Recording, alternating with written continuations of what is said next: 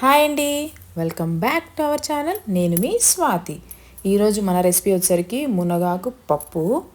చాలా అంటే చాలా హెల్త్ బెనిఫిట్స్ ఉన్నాయండి మునగాకులో. మీకు స్పెషల్గా చెప్పాల్సిన అవసరం లేదు. ఒక్కసారి ఈ మునగాకు పప్పు ట్రై చేసి చూడండి. మీకు సూపర్ అంటే సూపర్గా నచ్చుతుంది. ఇంట్లో అందరూ ఇష్టంగా అయితే తింటారు.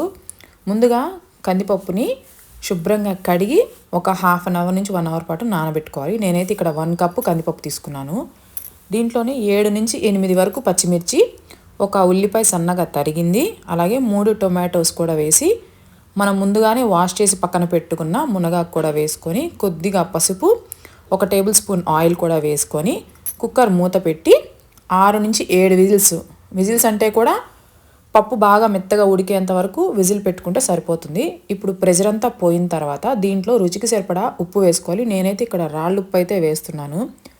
రాళ్ళు ఉప్పు టేస్ట్కి అండ్ హెల్త్కి కూడా చాలా మంచిది. దీంట్లోనే కొద్దిగా చింతపండు కూడా వేసుకొని మన పప్పు అంతా మెత్తగా మెదిపేసుకోవాలి. ఇక్కడ నేను చూపిస్తున్నట్టు ఇలా మెదిపేసుకోవాలి.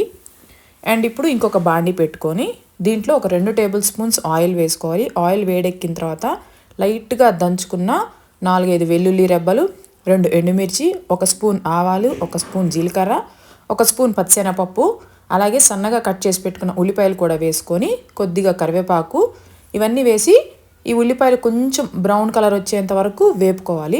దీంట్లోనే కొద్దిగా హింగువ కూడా వేసుకొని ఇక్కడ నేను చూపిస్తున్నట్లు ఉల్లిపాయలు ఇలా రంగు మారేంత వరకు వేపుకొని మనం ముందుగానే మెదిపి పక్కన పెట్టుకున్న పప్పులో అయితే వేసేసుకోవాలి. ఇలా వేసుకున్న తర్వాత పప్పుని ఒక 5 నుంచి 10 నిమిషాల పాటు బాగా మరగనివ్వాలన్నమాట. అప్పుడు పప్పు అనేది టేస్ట్ చాలా బాగుంటుంది.